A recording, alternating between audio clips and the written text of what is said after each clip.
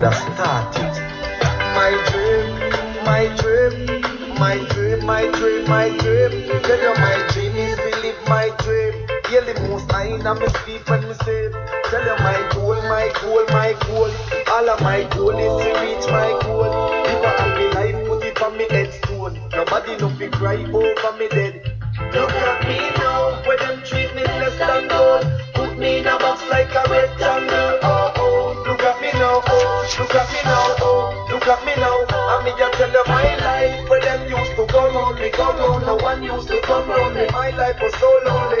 Look at me now, look at me now, look at me now. Me a take plane like JUTC. When you see me, it's on TV. Shows after shows after shows after shows. Tours after tours after tours after tours. When me name call, it's like roars after roars. Sweet melody and tours after tours. The black and white door, we must doors after doors after doors after doors after doors after doors. Look at me now, where them treat me less than gold. Put me in a box like a rectangle. Oh oh, look at me now, oh, look at me now, oh. Look at me now. Welcome, welcome, welcome to another edition of the Jam Talk Show. You're listening to the Jam Talk Show. I'm your host, Darlan H. Francis, coming to you this evening from an undisclosed location. As you know, it's election time in Jamaica, and you know, an election going down in Jamaica, it can't miss me. So, I'm coming in from a different location this week. As usual, we have an interesting show lineup for you. This evening, we're going to try to talk to people, maybe those who are not decided about the upcoming elections. And we're going to present arguments that will help you make up your mind. I will be joined again as my special guest, Mr. Errol Barneswell. We'll join in about another 15 minutes, and we will be looking at some what's on offer in this election, and to try and urge the people in making the choice we believe that is best for them and best for the country. As usual, I will start with the current affairs. And in the current affairs this week, top on the list is the People's National Party refusal to participate in the debate. Now, it seems as if they have bitten off more than they can chew. I don't think they anticipated the backlash and the pushback that they have been receiving, and rightly so. This party is an arrogant party that believe that they own Jamaica, and they believe that they can do as they like with Jamaica and with Jamaicans. And it is very heartening to see that civil society is standing up and saying, no, I not saw it go. I not saw it go. And my understanding is that they are now reconsidering their position, and we might yet have a debate. We might yet have a debate. But why did it come to this? My source tell me that the Prime Minister is anxious to debate. And love her or hate her, she try her best. Her policies might not be good for the country, but I think her heart is in the right place. Right? And she would want to come and speak to the people. But her handlers are the ones who don't want her to come speak. Right?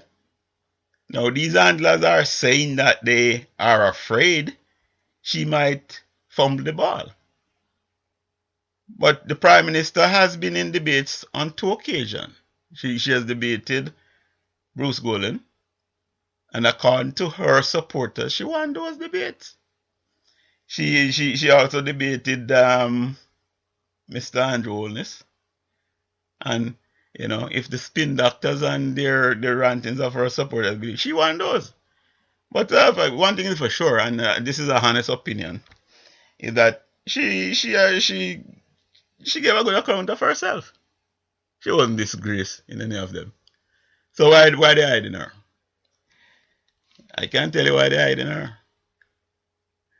The whole thing that is hurting up the heads of the handlers in the People's National Party is the 10-point plan of the Jamaica Labour Party.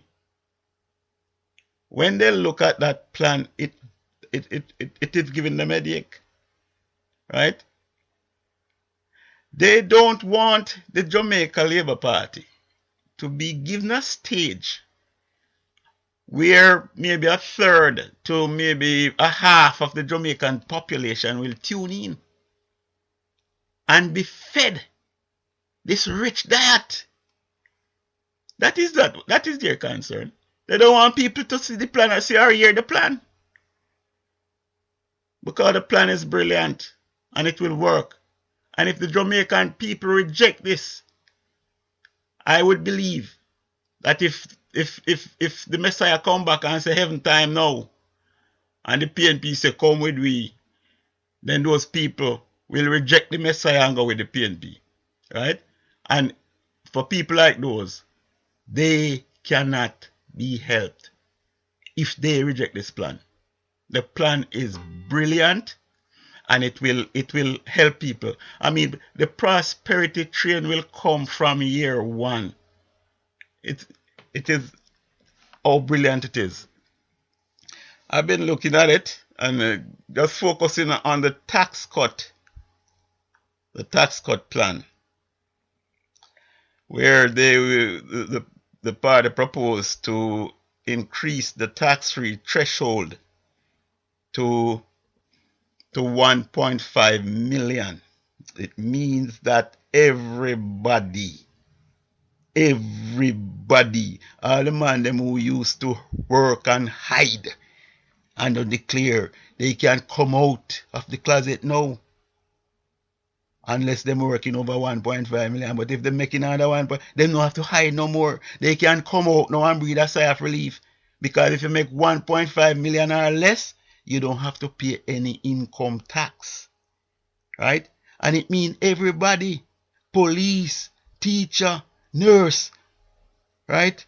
Civil servant, sanitary inspector, prison warden, custom officer, immigration people, anybody, anywhere, private sector, public sector, who work and make 1.5 million or less will not have to pay any income tax.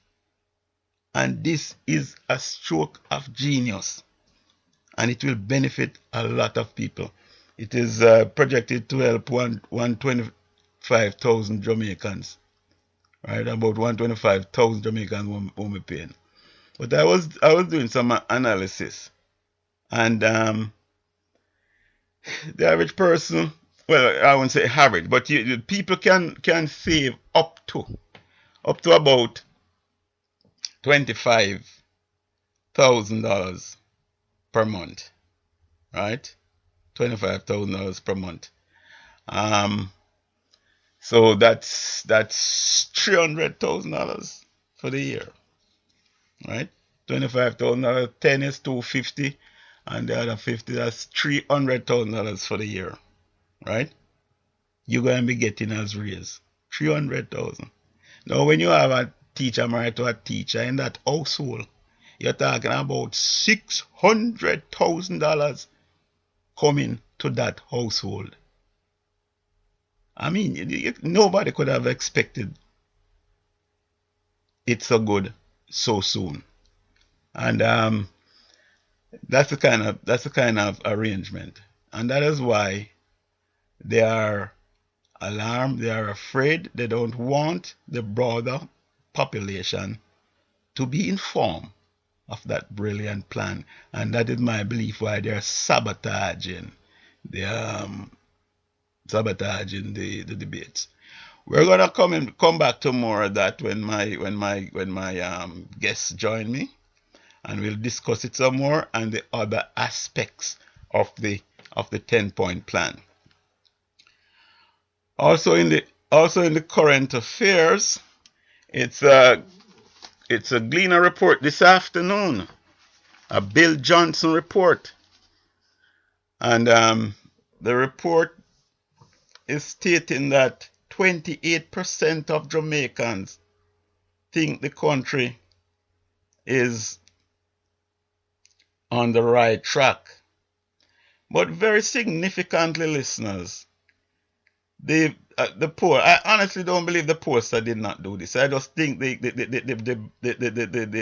publishers of this poll, the people who want to propagandize for the People's National Party, chose not to. It is my belief that that is what has happened. Of course, I could be wrong, but it's my belief. Because no pollster worth his salt could be doing right track, wrong track, and you only come with a 28% think the country is on the wrong track. And then you're going to cloak it in words that, oh, the country's, there's momentum here, momentum.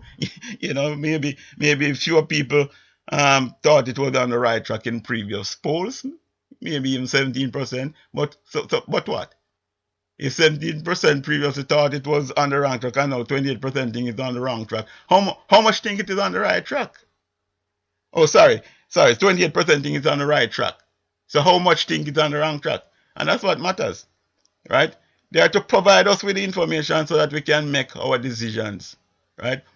But this is what Jamaica have been subject to, a total manipulation by the People's National Party and people who support the People's National Party. And it is worth taking a little history. It is worth taking a little history of how we Jamaicans have come to be dominated by the People's National Party and how they have come to make our lives a living hell. How did we come to be on track to be the worst economy, not one of the worst, the worst economy of 189 countries by 2030? This is according to the U.S. Department of Agriculture in a recent study, right? How did we come to that? Okay, we reached that stage because we have been dominated by the People's National Party. Since universal suffrage, the People's National Party has been the government of Jamaica for 38 years and 8 months, almost 39 years. And the JLP has been the government for 32 of those years. But very significantly, since 1972, the People's National Party has been government for 32 of those years, and the JLP has been government for 12 of those years. Right? So 32 to 12. The dilapidated condition of Jamaica, all the ills that aid Jamaica, has to be squarely laid at the feet of the People's National Party. How did they come to be so dominant on our affairs? After universal suffrage was granted, the PNP, the PNP was formed before universal suffrage was granted. It was formed in 43. We got our first election in 44. No, sorry, I think the PNP was formed earlier, 39, but the JLP was formed in 43. But the PNP was formed as an elitist Fabian socialist party, right? It was like the socialism, like what happened in Europe now, Denmark and those days. That is what Daddy Manley had in mind. But it was an elitist Fabian socialist party, right? Where he appealed to teachers, nurses, and those people, white-collar people, right? And that was how comes people who supported the Jamaica Labour Party came to be called dirty Labour rights, because they were the downtrodden. The Labour Party, had people like Isaac Barant, who was a truckman, was a sideman on a truck. He was a load truck, a loader man. And Isaac Barant turned out to be one of the most brilliant agriculture minister Jamaica has had. Right? The Labour Party had people like Leopold Lynch, who was a tailor man who used to ride a bicycle over in West Portland there. Right? So the Labour Party had a man in Brownsville, nearby where me come from, called Reed George Henry. And on the list, he was listed as a farmer. Reed George had about 2 whole of banana. You understand? So humble poor people, these are what at the Labour Party. While the PNP was going for the white collar people, the elitists, right? But after the first election, the PNP had its clock clean. That the man didn't even win a seat.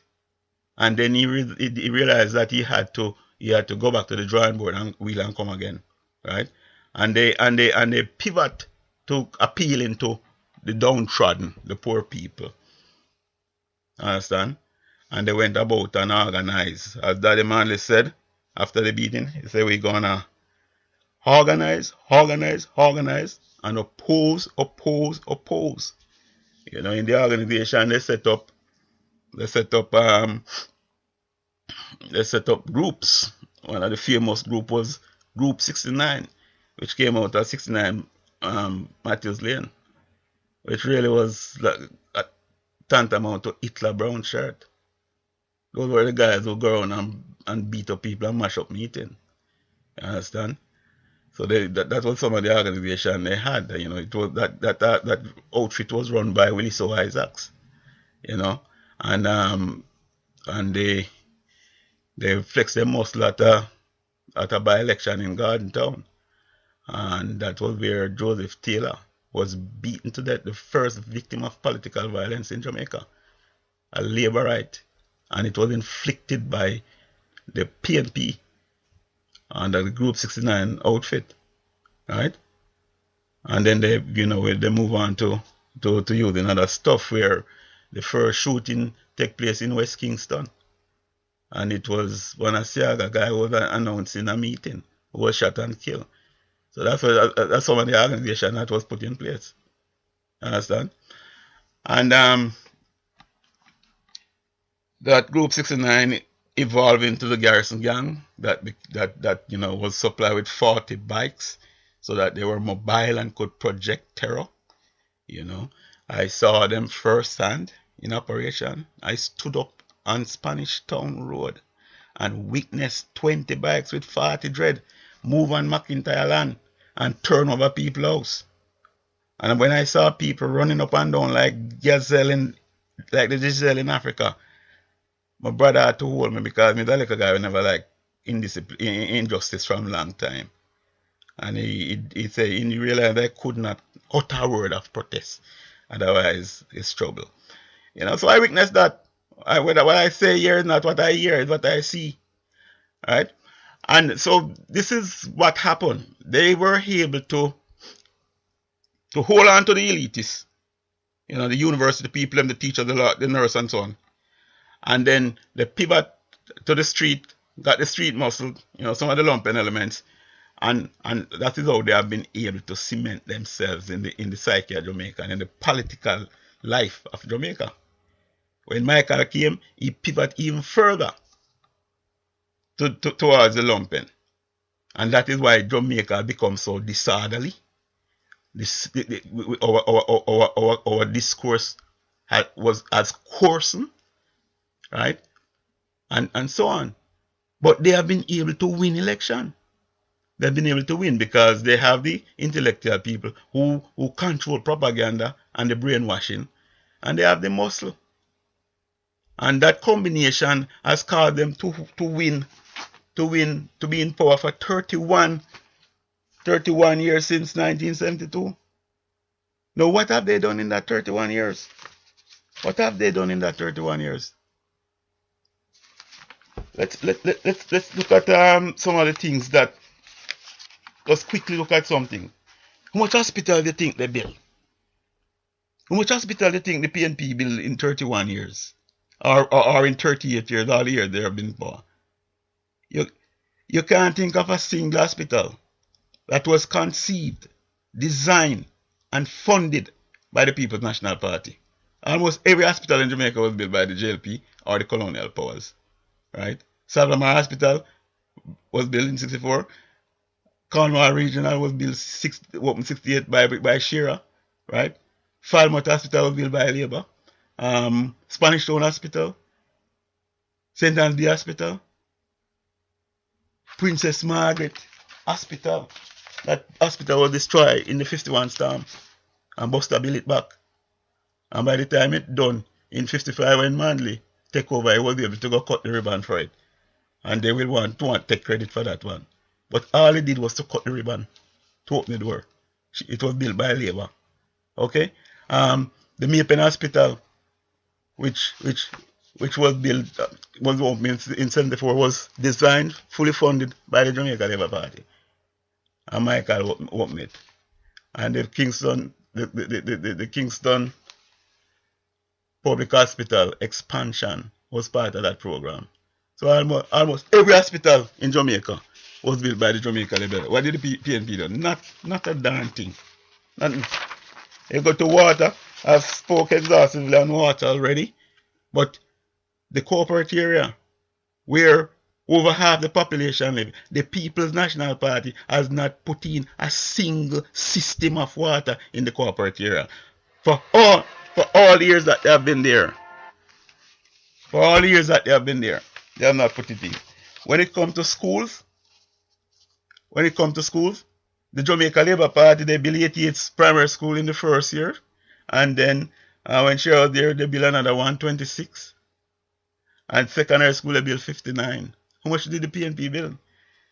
It comes to industrial estate. Almost everyone was built by the Jamaica Labour Party. Twickenham Park Industrial Estate, Nanspen Industrial Estate, Tinspen, and Bogue. These are where factories were set up and people could find work. All of them built by the JLP. Right? And almost all the institutions that make Jamaica what it is today was established by the JLP. Right? So that is the historical background we're coming from. And we're going to be looking at the decision coming up on the 25th and why you need to think long and hard about it and make the right decision. I'm now going to be joined by my guest, Mr. Errol Barneswell. Mr. Barneswell? Yes, sir.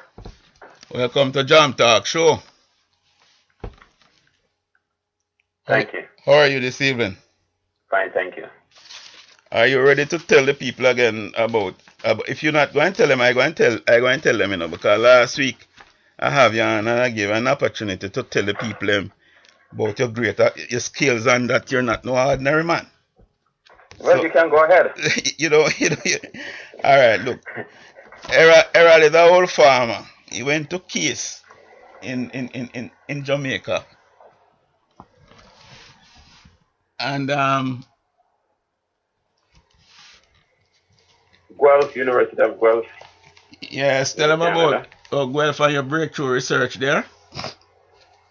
I did a first degree in economics and statistics at York University. At Guelph, I did a number of degrees, including reproductive physiology, where I did a major paper in swine reproductive physiology. Yes. I went on to do a master's MBA in finance, focusing mainly on tolerance to invest in natural resources. And you got that MBA from University of Leicester. Leicester, yeah, in UK. Yeah. And anything else you want to tell them, or you want to keep some of them secret? Keep some of them secret. Anyway, listeners, this man is very talented, very knowledgeable, highly educated. So when he talks, he's not talking off the top of his head. All right, he's going to join me this evening, and we're going to be taking a look at the choices that the Jamaican people face. And to be quite honest, we're going to try and help them to make up their mind to vote for better government, better governance, and to vote for prosperity. So, I Mr. You care to say just something just else? yes, just to let them know that I'm also surrounded by three top actuaries, Okay. all Jamaicans. One of the actuaries is actually a principal in a major actuarial consulting firm here in Canada. Yeah. So we have the expertise and the knowledge to speak on the subject in a realistic way of economic growth and prosperity. Okay. Thank you for adding that.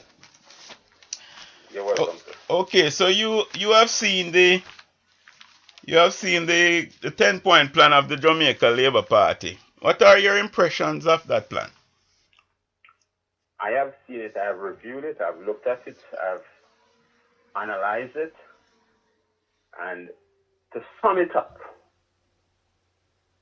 the 10-point plan as laid out by the JLP will be a game changer for Jamaica. Yes. If there's anything else to shift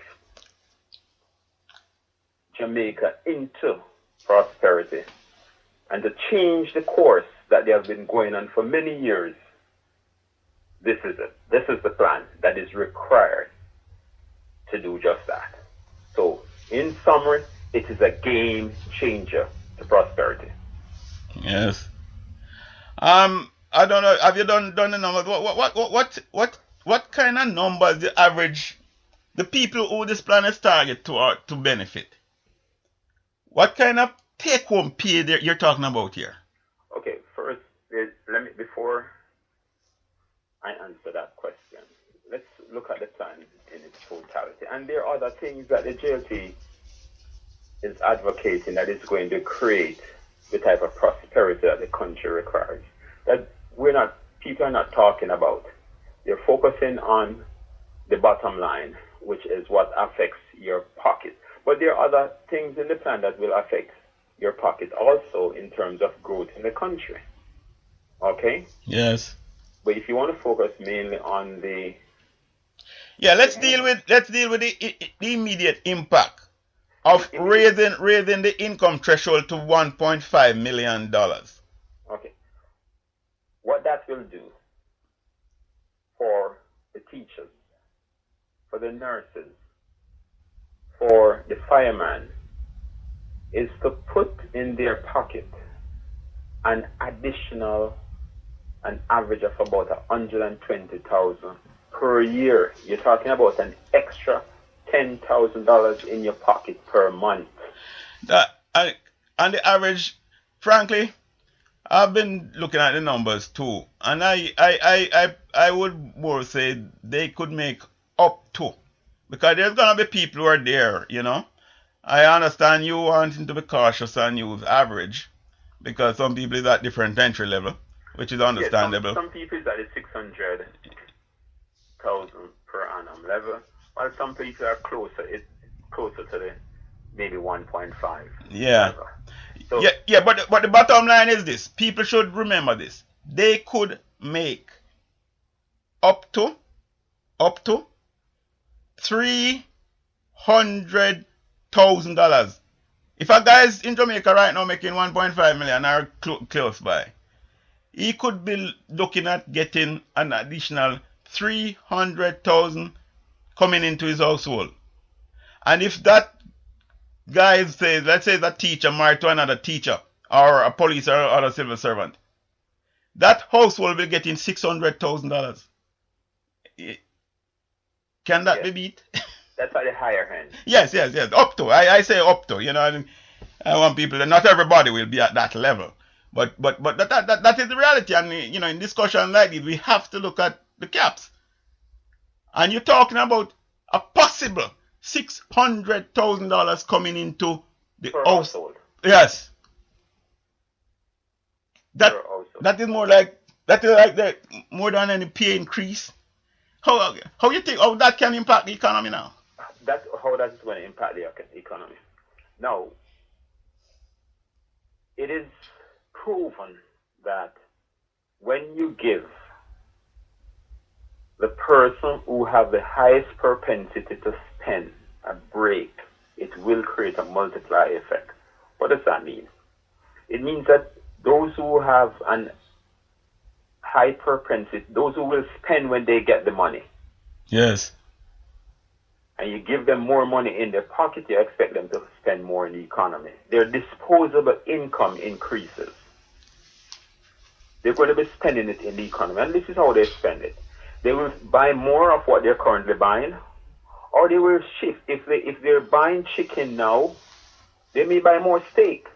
Yes. Because it can allow them to buy steak. Right. Right. And if they don't like steak, they might buy more chicken. Yeah, but it simply means that there's going to be growth in every sector. Right now, the Jamaican people, the nutritional level is woefully lacking. Recently, it was publicized that a lot of people are living on fish back and chicken back. And I believe with this kind of income injection, you're going to have a lot more people eating chicken. Those who used to eat one chicken a week can now eat two. And those who were eating the fish back and the chicken back will now be able to eat chicken. But what do you see for the broiler industry there? What would your advice to them be? To prepare for the increased demand. But before I complete what I was saying, it's also the psychological effect that is going to have on people in the productive sector. Yes, confidence is a huge thing in the economy. Confidence is a huge thing. And also, if people going out to work, you have to be realistic and practical. If people going out to work every day and say, all I'm working for is to pay government taxes, productivity is going to be low. But now if they know that they're working and all the money is going into their pocket, they're more motivated to work. Yes. To look at increase in productivity from those people. All right, so these people are gonna be producing more. Yes, there's a motivational factor that we're not looking at, right? That is going to propel growth in the economy. Because grow in the economy does not only mean producing more. You have to look at the factors of production and how you utilize them to be efficient in producing more. Yes. So productivity is also part of the paradigm shift that is going to take place as a result of this policy plan. Yes. Okay. So I think before we go to the other points of the 10-point plan, I think we might want to take a look at the talk to increase the minimum wage at this time. What do you think about that? Increasing the minimum wage is going to help a great deal. Both goes hand in hand. Yes, I think this is the most opportune time to do so, because you'll find that nurses and teachers will have more pay. Let's say a wife and husband teacher, they're getting 600,000 or up to that. Or let's say use the average, they get 300,000 more in the household. They can now afford to pay the helper a little more. Exactly. Right. This is what will happen. Because look at it this way. The helper now may not benefit from this tax break because they don't make 600,000, so they're already covered. Right. But by giving them more of what you're getting because of the policy, you're helping everybody in the economy, and everybody will spend more. Yeah, and you know something. Just before we move on, we have time. We're on target. I want to speak to the people who will be paying tax. Okay, there are a cohort of people who earn between 1.5 million and 5 million. Their situation will remain unchanged. But there's a cohort who earns from 5 million and up. And they are the ones who the burden has been shifted to. Now, instinctively they might feel resentful and want to not be happy with the plan. I will urge them, advise them, based on studies I've done, they should welcome it. welcome it. And I say that because this is what will happen. In that cohort, those are specialist people, highly educated, highly trained. They are not easily replaced. When demand is increased, when there's an increase in demand, their services will be needed more. And because they are not easily replaced, their income will have to go. So even though they will be paying more tax, their income will increase. And I'm estimating that their income will double in about 5 to 10 years, what it is now. So even though they're paying more tax, income will double. And don't watch the tax, watch the income. See how fast it double. And it will double. Because, like them say, a rising tide lift all boats. And who is on the top deck will go higher. Yes. Right. Also, another aspect of the economy that will be stimulated as a result of this change in policy is the export sector. Yes.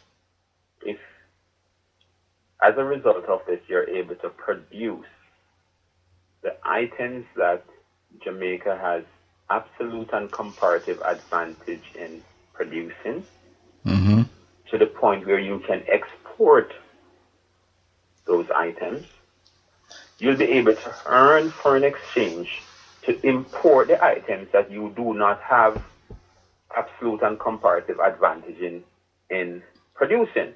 Yes. So you can increase your trade if you focus on producing items that you have absolute and comparative advantage in, producing it in excess amount so that you can export it, because you will be competitive on the export market if you focus on producing those. And especially if you have a base that will support you at a certain level, allow you to expand, do capital expansion. You have a base. Right. If you look at the tourism sector and what they consume a great deal of agricultural products. Yes. And Jamaica should have absolute and comparative advantage in producing these products. So you produce them, you supply to the hotel industry. They in turn will bring back the foreign exchange into the country to pay for those goods that they would have normally keep the foreign exchange overseas to purchase, ship into Jamaica. So right? our net transfer will be positive to Jamaica. Exactly. Yes, that should take place. The current accounts. While you have your productivity and your production producing things there, you have absolute and comparative advantage in producing, and you're shipping them, you're earning foreign exchange. You're saving foreign exchange because now the hotelier don't have to spend the foreign exchange spend it locally. Right? So your balance of trade is going to be improved. Just to digress a little, one of the things I have always maintained that we have comparative advantage in is reggae music, And I don't believe successive governments have really given that industry the recognition it deserves and explore the potential it has. I agree with you. Human life is about necessities, conveniences, and amusements. Exactly. Right? Those are the three broad categories that drive economies, And we need to. I would implore the government, whichever government there might be, to take reggae music more serious. Have a formal training of these guys in the writing of songs, in the performance, and in producing these songs. Right? I mean, the talent pool is also there. Yes. Right. And even you have the talent pool, you will attract foreign investment into that area. Yes. Okay? Yes. Because it's indigenous to the island. Right. So people who now sees it as a viable investment opportunity will now gravitate to Jamaica. Yes. To make sure that they have access to that pool of talent that is there. Yes. Mr. Barnes, we're going to take a little break here.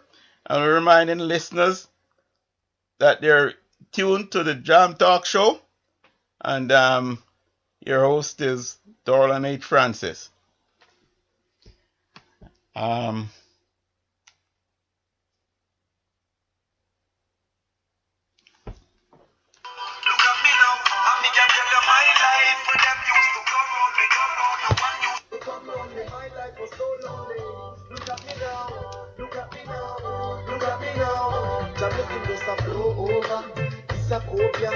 Anacover, Jaja soldier, from board down to sidewalk to them that's over.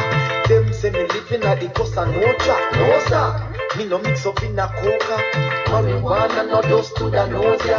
I no powder, not a obia, can't get over. Oh no, look at me now, when them treat me less than gold.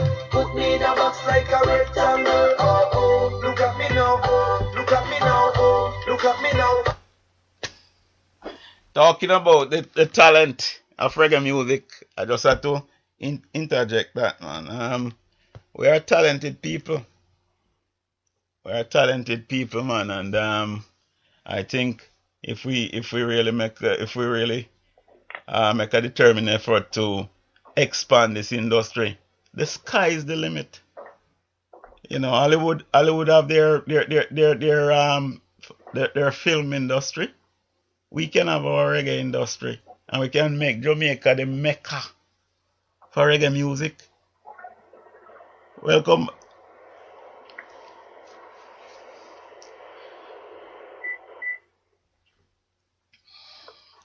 Mr. Barnes, Yeah? are you back? I am. Okay, welcome back. Thank you. So sorry to interrupt you, but talking about the music, I got a little, I'm a great lover of reggae music, so. Yeah, man. I think it is one of the best thing we produce on the rock there. So That makes both of us. nice. That's nice to know. So you might continue with your train of thought. Where are we? Okay, we're talking about the tax break that will happen and the multiplier effect that it will create in the economy. Now maybe we could look at other. Something. When I think and I would caution the government on this, right? I think they need to. I think they need to call in the Jamaica Manufacturers Association and tell them to saddle up, because these people. Just Christmas, like past Christmas, there was this shortage of chicken meat. I was surprised at that. Right? So if there was running short in Christmas, and when this tsunami hit, we have got to return to foreign imports. I think they need to prepare the Jamaica Manufacturers Association. I think they need to prepare the farmers and tell people to go plant up the crop, plant up the land. I would advise any person listening, in economics, timing is important. Yes. Forecasting is important. And take it from me, if I'm wrong, Errol, tell me. But if I'm a financial advisor anyway, but it's personal. But I think I can do this little advising now. People in Jamaica, set up your forecast, because chicken meat is gonna be in high demand. Yes. Farmer man, go plant up the crop. Pig man, start prepare the sty. All sectors of the domestic economy. Yes. Should be looking to double production. Yes. There is going to be a time lag. I don't anticipate much of a time lag going on. There's going to be a time lag, but it's going to be very short. For some of the products. Right. For some of the products.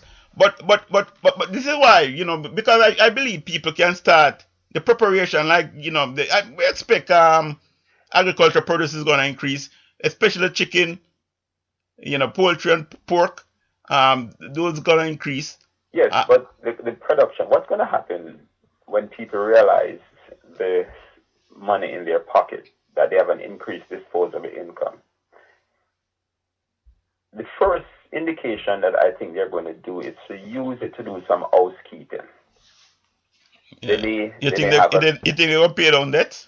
yes, they will use some of it to pay down their debt. But you know that even in the pay down of debt, Yes, that yes, can have multiplying effect too, yes. In the paying down of debt, that will have multiplier effect.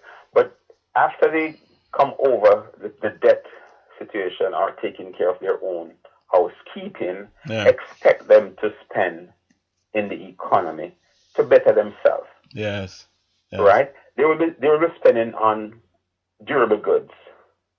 They might buy a car. They're going to They go. might change the fridge. They might They're going to buy go for stove. convenience too. Yes. Yes. All sector. Yes. So all The sectors, necessities, convenience, and amusements will be all sectors. step up. Yes. They will have more time for leisure. Yes. Yes. Right? If So you were they'll be spending on entertainment. if you were thinking of opening a little nightclub, Yes. now is the time. No is the time. No. So you and this is growth that will be noticeable. Yes. Because yes, some growth in the economy is not noticeable. It does not affect your pocket. Right. But this is what will affect your pocket. Yeah, and it will have a snowball effect. It will have a snowball effect. Growth of 3 will turn to growth of 4, and so on. And pretty soon, what you have to do is apply the brakes and try to prevent the economy overheating. But this is why I believe the Labour Party is to reach out to the manufacturers and really tell them where they're going. Tell them where they're going and make these guys know that they must put in their capital investment in place and be prepared for it. Yes. But of course they'll have to wait until the 25th. But we're gonna come to that, right? because if the Jamaica people choose to make things stay there, that would be their choice. But then when you go left, you don't see the scenery on the right. What you must realize that there's no way an economy can grow under austerity. No way. No way. Tax and say no. You cannot contract the economy and at the same time expect it to grow. Yeah, that is what has destroyed Greece. You're right. Government is the largest consumer of goods and services in any economy. And when government stops spend, the economy stops grow. Must contract. But let me tell you something.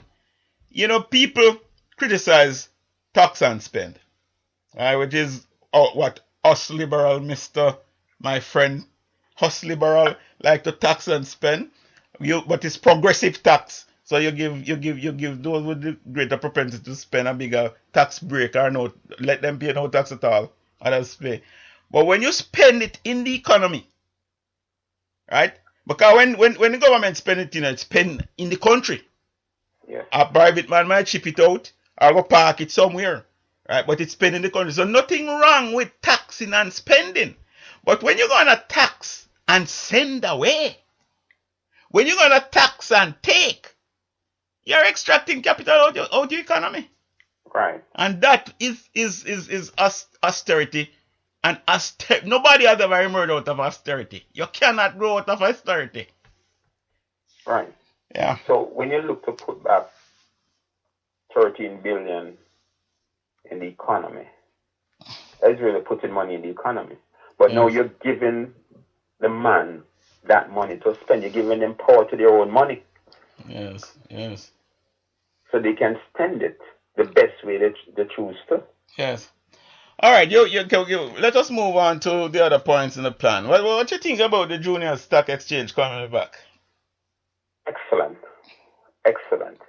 In order to create, you see, the man with the idea and don't have an avenue to really develop that idea and grow that idea into production so that you can help the economy will suffer without the junior stock. The junior stock is an avenue for them to earn, for them to go to get equity financing for the ideas. Let me tell you something, man.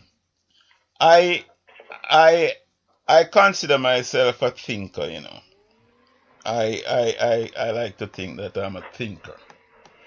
Although me is a little country boy from Ginger Ridge. Shout out to Ginger Ridge people and Brownsall people. Wow, me and all them man, from my bridging that. Um, yeah man, I'm sister the boy around here, but I think I'm a thinker man. And I tell you something, I wish I had thought of that. It is a brilliant idea, right? It is. The junior stock, that is how stock market was meant to be, you know. What we have nowadays, like what operate on New York Stock Exchange, is a bastardization of what the stock market is supposed to be, you know. The stock market was meant to raise capital so that people with ideas as to how them can produce things that people will consume will find the capital to go do it, right? And what the Audley Shaw Bruce Golding government did was to come with this brilliant idea. And you can see a lot of companies in Jamaica that have benefit directly from it, you know. The Yeah. junior stock exchange is what the stock market was meant to be. You know, what they have turned it into is a den of speculators. The regular stock market is a den of speculators. The junior stock market is the market where capital is raised. Now, let me say something here, and it applies to a number of other things. What the current government is doing, because the IMF is there, they don't feel that any changes can be made. And this is one of the things that they are using to have doubt, to cast doubt on the plans that is being advanced by the Jamaica Labour Party. Because these people, the current government, they think the IMF set policy. The IMF doesn't set policy. The IMF set targets. The IMF say your primary surplus is supposed to be so much. The IMF say your public sector wage bill to GDP should be so much. No, they don't. The IMF don't come tell you what policy to use to achieve those, right? But the current government seems to think that as a matter of fact, they are looking to the IMF for guidance because they can't think. They're not thinking originally, right? And in order to achieve the public The sector, target. the wage bill to GDP, that ratio, you can either cut the workers or grow the economy, right? What the current government is planning to do, and that is why we have an early election, right? The election is 1 year earlier than it should be. They can't grow the economy, and they never have in 38 years. Well, at least, let me say 31. I don't remember what Norman Manley did, right? But in 31 years, they have averaged 1% growth. So they can't grow the economy. So what they are poising to do now and what they are sharpening up their knife to do is to come cut the public sector, right? Now the public sector should choose between a cut, a potential cut, or a potential pay increase of up to $600,000 if you have a household with 2 public sector employees, right? So these are some of the things people need to know, right? The IMF set targets. The government can set policy to achieve those targets. And the IMF don't care. As long as the targets are met, that's what they want. That's what they want. You know? Yes, you wish to go on? The other area that I think is also a very good idea is to list those entities, government entities that have the potential to make money on the stock market. Yes. That is going to free up the government a lot of money and also allow people to invest in those entities to create wealth for themselves. It's a brilliant idea because it's another brilliant idea because in listing you don't have to, you can still list on 49%, you know, of an entity. And the government can still hold 51% and have controlling interest. So the entity would not change its character or direction. For example, the UDC, right? The UDC was created by Edward Seaga, right? And the UDC below Churious. The UDC did the Montego Bay redevelopment. the UDC did the Kingston waterfront, right? And by the way, did you know that for 18 and a half years, the PNP has been in power? They did not put another high-rise on the Kingston waterfront. 18 and a half years.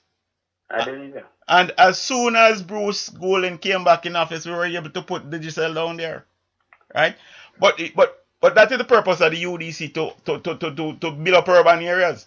And the UDC is one of the biggest landlord in Jamaica. So a lot of income is generated by them, you know. They have a lot of cash flow. And you have a lot of things called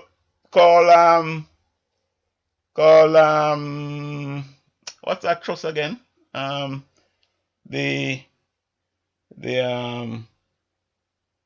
the idea will come out. But it's a trust where people own real estate. Real estate investment trust, yes, real estate investment trust, right? These are big business. REITs are what drive Canada and the US, right? And if you, I would think what they should be looking at, like UDC, they probably could roll it into a REIT, right? That would hold property and use it as landlord and get income from that and flow it through to investors. And then they could go and build other property, build world first rate accommodation for people, so that we can live like how we were starting to live in the 1960s. You understand? These are the kind of potential. So that is a good idea to put it on the stock market. And what they'll get, the initial public offering, will generate a huge cash inflow that they can then use to a lot of the urban areas in Jamaica is blighted, and they can use this capital now to pump it in these areas to re-energize like our downtown Kingston. Downtown Kingston can be transformed, you know. It is, yeah. So that is what. So that's a good idea, and I wholeheartedly support that. What is the other point that you find useful? The Council of Investment Ambassadors. Yes. That is also excellent in helping to sell Jamaica as an investment choice. Yes. For all investors throughout the world. You need investment dollars to expand. So between me and you now, can we get some breaking news? Have you been approached? No, sir. Yeah. No, sir. But that is one area to build your international profile. Yes. Countries like Hong Kong, if you don't have to reinvent the wheel. Right. You model your thing of, say, Hong Kong. Hong Kong have a huge trade development council that they use to attract only investment coming into Hong Kong. And they also look for investors in Hong Kong who want to invest elsewhere to bring products into Hong Kong that they are not producing. Yes. You know, one of the things I admire most about Mr. Andrew Holness, apart from the fact that he's a young man, very bright, he's packed full of knowledge himself, you know.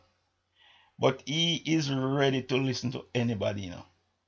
Yes. I have seen him in action already, and he look at me, Mr. Holness, I have an idea. The first response is, let me hear it now. Right. You understand? And he listens. And one of the things that he said that he is for what works. Exactly. It is a profound statement, you know. It reminds me of when Buster said, we are with the West because communism will fail.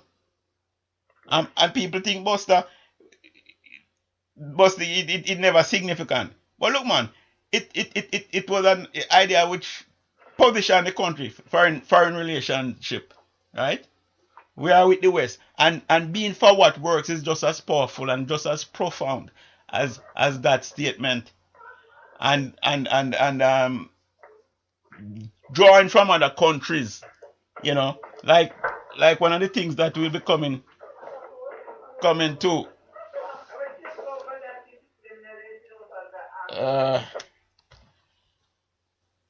It seems as we have a noisy background there, so I think my guest will bring it under control, and we can rejoin shortly. Yeah, are you there? Yes, I am. Yeah. Okay. Yes. Where are we? Yeah, I was saying that the idea of being for what works, and as you were saying, drawing ideas from other country, ideas Yes. that work in other countries and using it. You know, Yes. it's a good. That's good, and that should be encouraged. So what else? What else you see happening there? The job creation, the economic, the Ministry of Growth and Economic for job creation. Yes. Having a ministry that will focus on that, it's all putting everything together. Yes. Because if you're talking about investors coming in, they want to make sure that they're not bogged down with bureaucracy. Yes.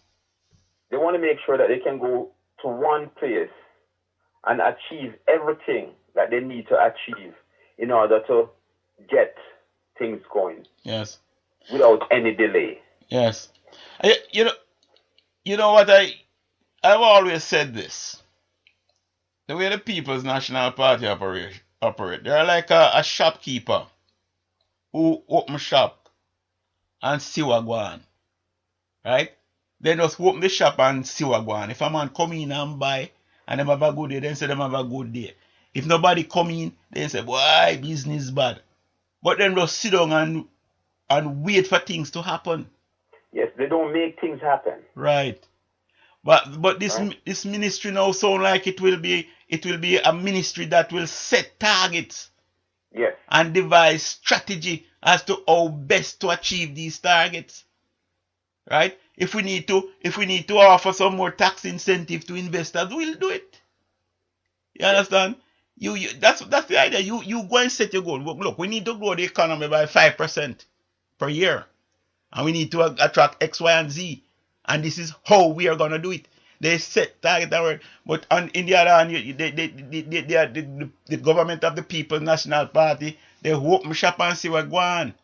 And then feel that the private sector, the free market, will just automatically make things happen. Right. It doesn't work like that. The other area that is very, very important, and it's always used as a political football throughout the world, is water infrastructure. Yeah. Jamaica is a land of wood and water. Yes. And at the same time, we are short of water in certain places because we do not know how to harvest it and distribute it so that everybody can have access. But you know something, I was amazed. I was reading that feasibility study for the Kingston Metropolitan Water, and I was amazed. If you know how many housing development is on hold because there's not enough water to sustain the development, and that is one of the things that will be unlocked once they put in the water system. You're gonna have housing developers can just go around and develop housing. I wonder if people understand the impact of construction on our economy. You want to tell them a little about that? Every economy, the base of if you want to see growth in the economy, look at how many buildings are going up. Yeah. Then you'll know if the economy is growing. Because construction, it not only increases jobs for technical people. Yes. But also jobs at the lower end. Yes, the muscle man. I remember they talk about it when he said it's the only place where a guy can walk out of prison and walk into a job. Right? Because the guy just want to know that the man has strength and is not physically hindered. Impaired. Right. And he can move around and do things. Right? Right. And these people need second chances too. And construction is the best area to get it. Right? Right. Yeah, man.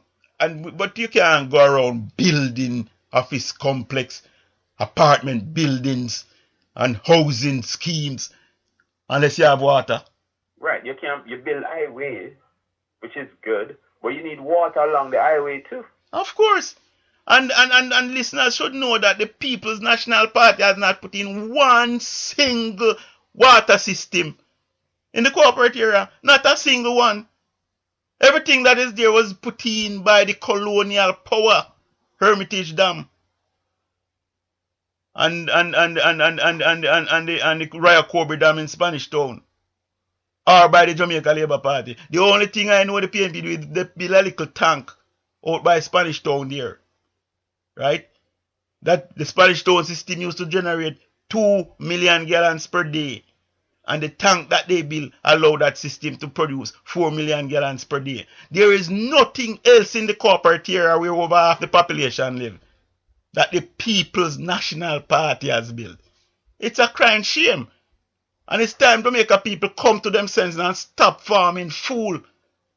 How can you develop country without bringing water? You may go on, my guess, you may proceed, sir.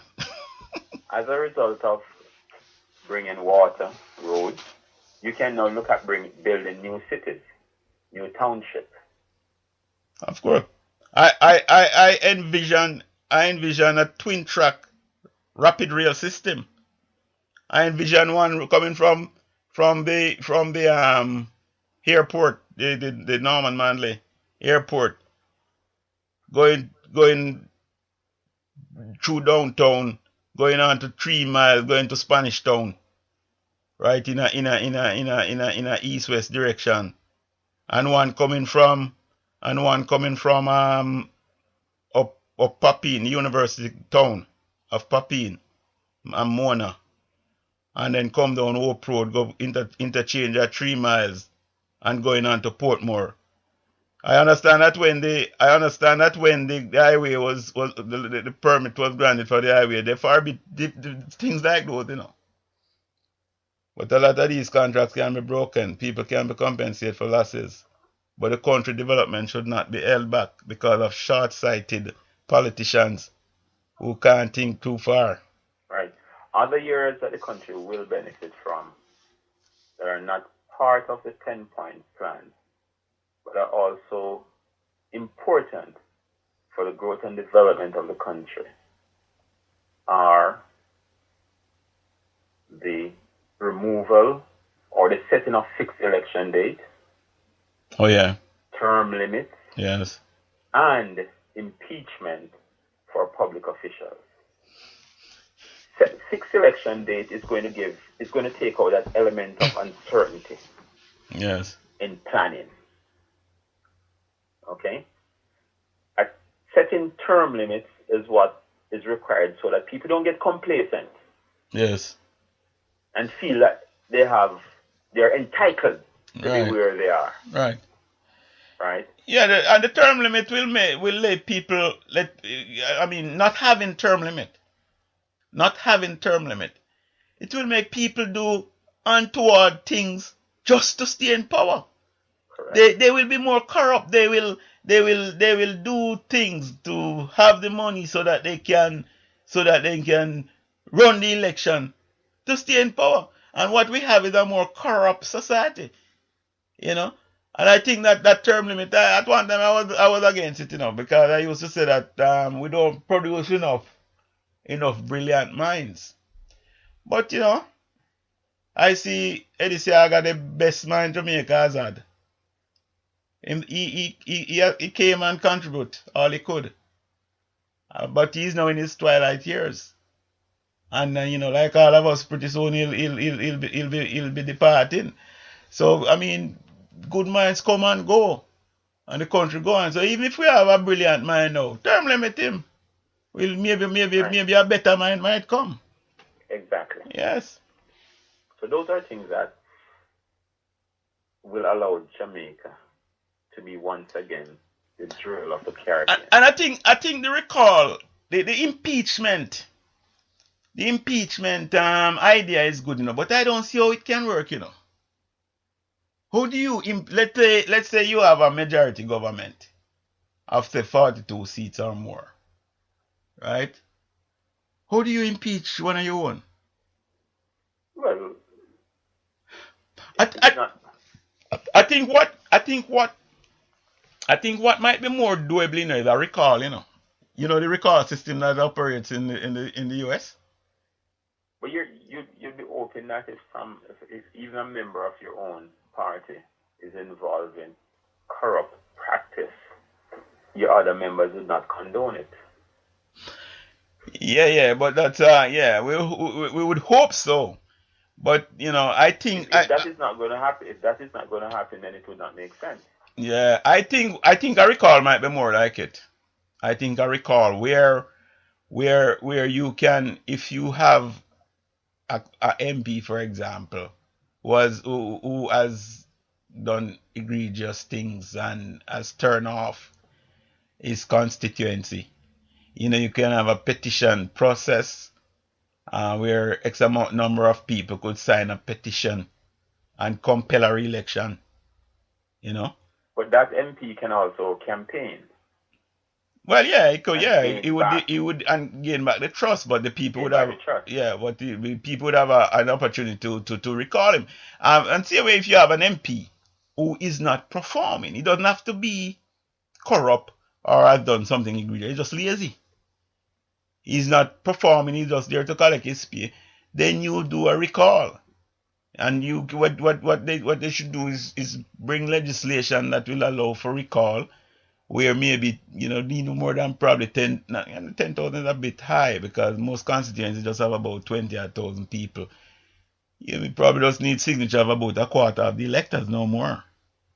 And you can force a recall election. I think that's the way to go. Because I was thinking about it, the impeachment. Non-performance. No, but you can recall. No, man, you can recall this about. Let's say somebody run afoul of the law, whether criminal law or moral law. Then you could recall him. Don't you think? That it depends on how the policy is set up or the rules that govern that is set up. Yeah. Right.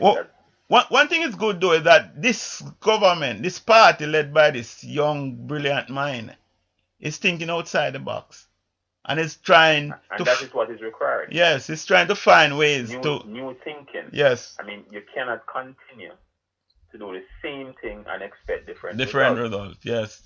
You have to do different things if you want different results. Yes, and he's clearly thinking, and he's open to ideas too, and we are trying to perfect the governance on the rock, and Lord knows we need better governance. Right. All in all, the 10 points is what I think is, as I said from the onset, is a game changer. Yes. And it is what is required at this time.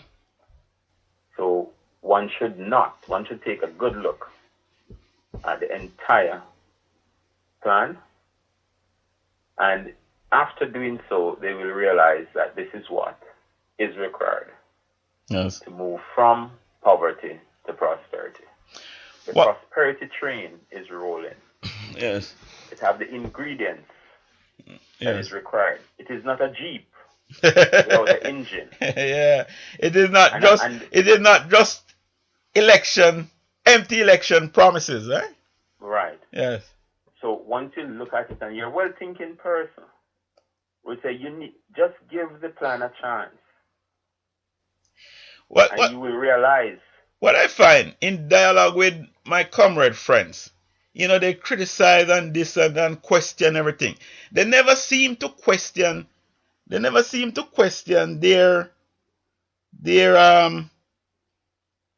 people who make promises and don't break it. I'm gonna see if I can tune in to one of their things. Stand by. Let me see if I can. Let me see how this works out. You have to see whether people's national party with this and empty politics. After all, that is what they promised that you leave. 2003. How about the promise to remove GCT from electricity bills? That is just how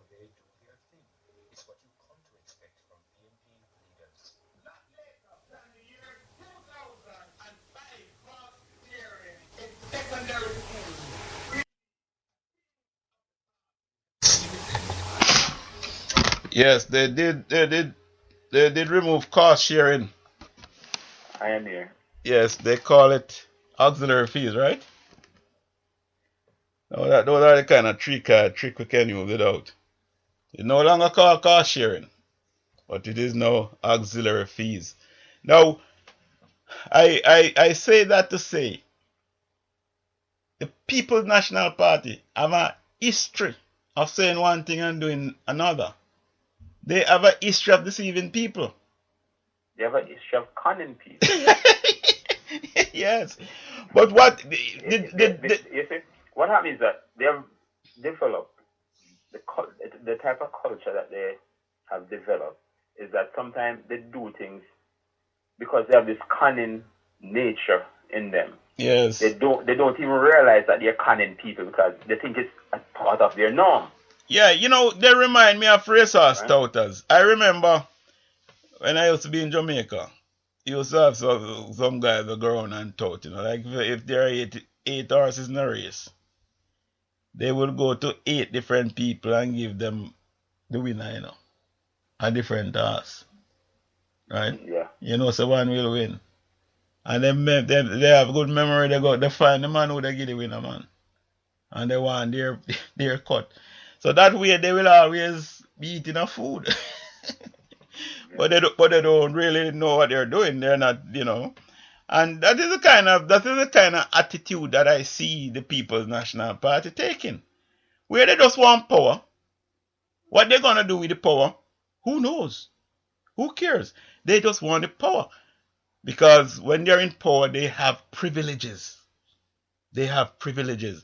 And you have, earlier in the show, I spoke about the intellectual class who support the party.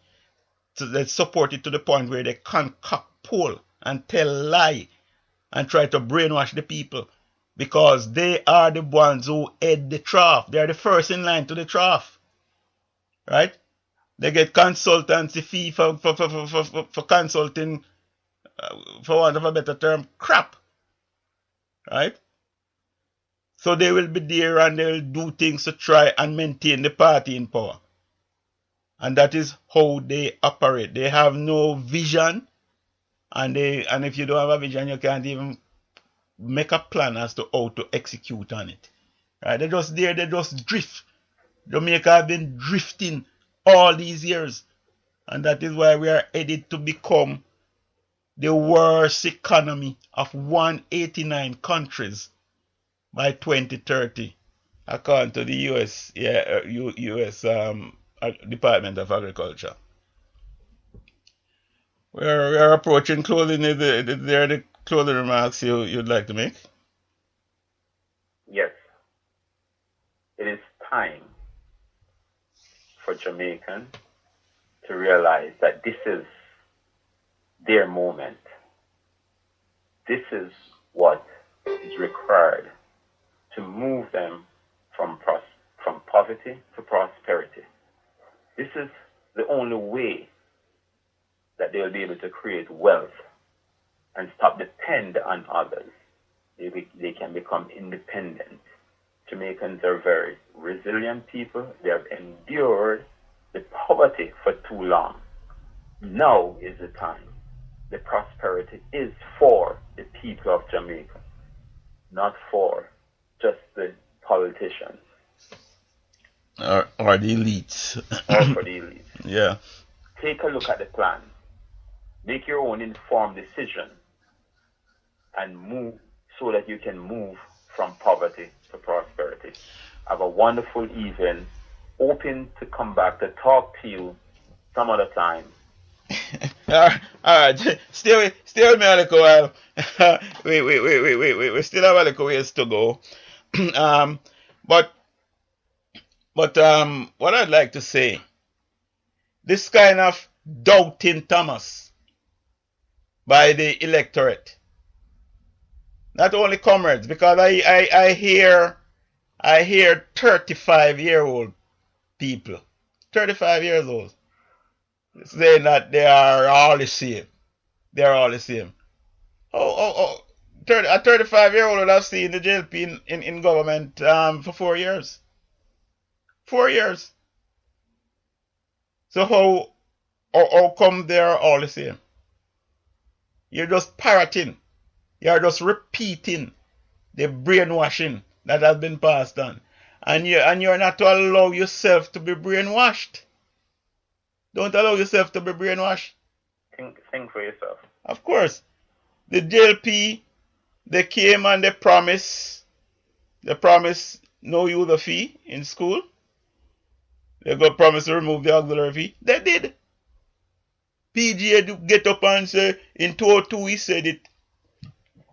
By 205, cost sharing will be a thing on the past. When I look at that video and look at the level of sincerity in the man, you know, I'm a guy who read body language, you know. And I tell you, man, you could not discern that the man is tricking you. You could not discern it. And all it did, he made that emphatic promise. You know why? Because in 2020, the Siaga promised to remove auxiliary fees, right? And he realized that it was taking traction. And he came and promised to remove cost sharing by 205. And all they did was to change the name from cost sharing to auxiliary fee. Right?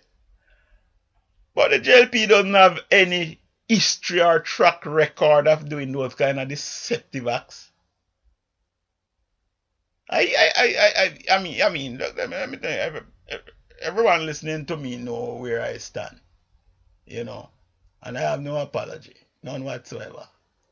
Proud of the Jamaica Labour Party, born a Labour, right? And I give thanks to Sister D and Brother Nam every day, because if I was born a PNP, I would have a change. And I don't make changes easy. I'm a creature of habit. Right? And even so, if the party does anything that I think is you know, where they make a promise and they're being shady or deceptive, I talk out. Because at the bottom line, I have a soul and I don't believe in injustice. And I can't recall any time where the JLP come campaign on one thing, get power, and then do something totally different, like the People's National Party did in 2011. Right? The campaign promising to remove GCT, it wasn't done. The campaign promising that they come in with the Jeep, they never have no idea how to fund the Jeep, where the money was gonna come from. They came and they put around. They found some funds that the previous government had gone to the, I think it was the IDB, and got a loan that they would use this money now to beautify the highways and the North Coast, to enhance the whole tourist product, right? And the first thing they call, they call that program that was set already, fully funded, or they call it Jeep. And that is what they do. They just change names and change titles and think they're doing something different. Just like what they did with Heart. You know, they changed the Heart Trust NTA. Because when you check it out, the People's National Party contribute very little to the institutions of Jamaica. Very little. And all they do, they for example, you hear this thing called PATH program. And PATH was just Eddie Siaga social well-being program. It's Eddie Siaga social well-being program. But by changing the name, they take away the credit from Eddie Siaga. And they come down like they come in with something new to get credit for. But it was Eddie who conceived of this during the structural adjustment years in 1986, 85, 86. Right? And created social well-being where we're looking out for poor people to make sure that their nutritional level did not fall below a certain level. Right? And they come and call it PAD, like it's something new. That is what the PNP does. Right? And I am appealing to the Jamaican people. All right. This thing is becoming hard. It's becoming dangerous too. Right? Because when every time the PNP is to lose an election, tension rise and all kind of things happen. Right? So far, thank God it hasn't gotten out of hand. But trust me, you can feel the tension in the air. Every time they figure they're gonna lose. You know, from 1989, every time they're gonna win. Easy election, no stress, no nothing. Peaceful election. Because they're gonna win. But the time they're gonna lose, it's very tense. Right? And when they win, what do? They do nothing. So the youth of Jamaica, if you want to have a hope, you need to stop farming the fool. You don't need to stop talking about the two of them are the same. The two of them, they are not the same. One party build the country and one party destroy the country. They are not the same. And although both might have shortcomings, you cannot make perfect the enemy of good. You cannot make perfect the enemy of good. And you need to look at them and say this one has this fault, this one has that fault. But on balance, you got to look at the one who built all of the hospitals over all these years. The one who built all the water systems over all these years. The one who built the industrial parks. The one who built all the schools. Because the PNP come and talk and go like they are for education. And all they did was to give you a common entrance. And the common entrance was structured in a 70-30 way where the 70% of the people was the elitist class was getting the scholarship. And it was Edwin Allen who have to turn that round and make poor people get 70% of the scholarship and the elitist class get 30%. Right? So all they talk about education. All they talk and try to ridicule Buster call him selfish educated man. They contribute very little to the education infrastructure in the country. Right? University was built by Buster. Cast grounds, the UTech ground there now, that is what was a plan, and the ground was acquired by under Buster. But the whole concept was there. Was you know, the Labour Party was the party that conceived that. Right?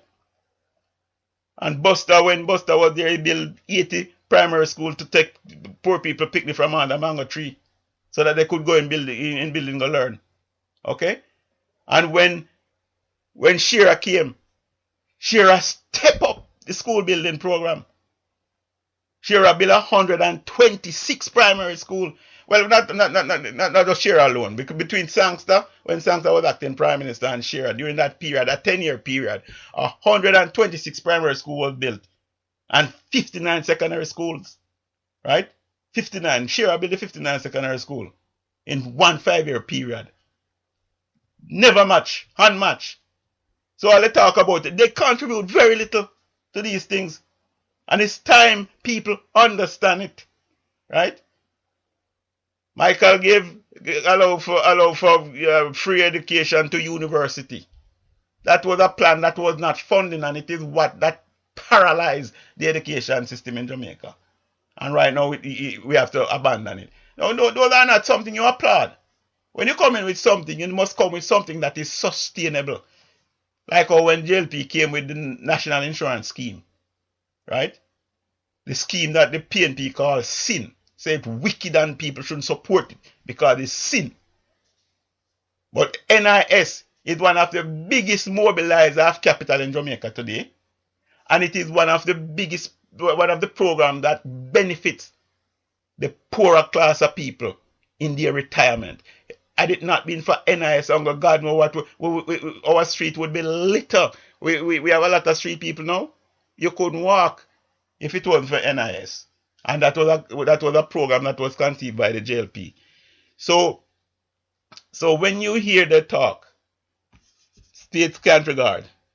And we need to stop farm fool. And we need to stop talking about, oh, my party, like you're supporting it like it is some